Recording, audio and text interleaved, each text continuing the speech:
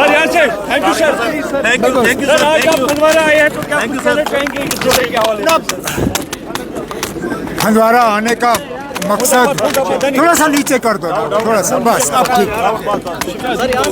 मैं यहाँ आया हूँ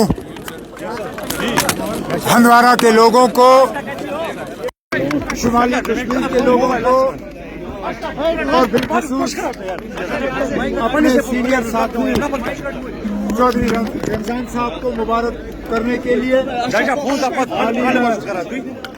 राज्यसभा के इलेक्शन हुए।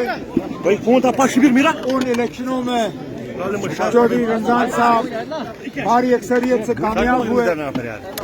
अब हम उम्मीद कर रहे हैं कि जम्मू कश्मीर के लोगों की नुमाइंदगी हिंदुस्तान के उस सबसे बड़े ऐवान में होगी जहां 2022 के बाद हमारी आवाज पहुंची ही नहीं थी और नेशनल कॉन्फ्रेंस को वहां पे शायद 2015 के बाद दोबारा राज्यसभा में लोगों की नुमाइंदगी करने का मौका मिला है।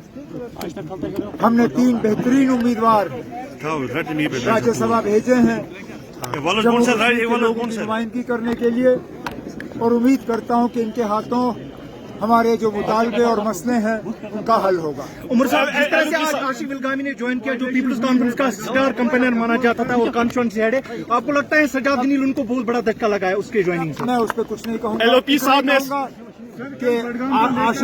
आशिक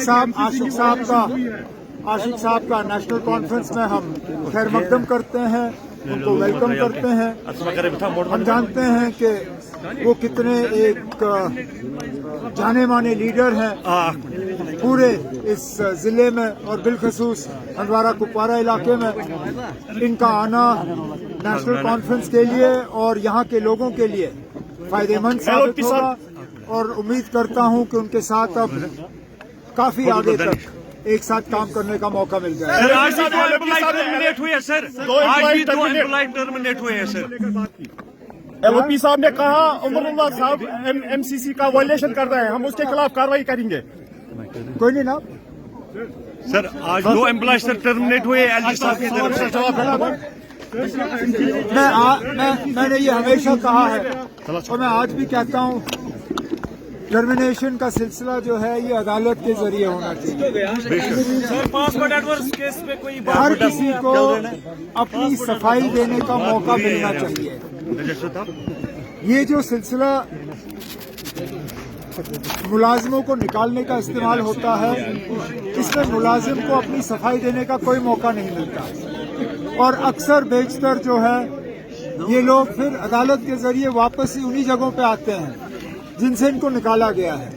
तो बेहतर यही होगा कि अदालत का तरीका इस्तेमाल करके जो लोग वाकई गुनहगार हैं उनको सजा दें, लेकिन जो सिर्फ शक के बुनियाद पे उनके खिलाफ कार्रवाई होती है वो मुझे लगता है हम सबके लिए नुकसानदेह साबित है।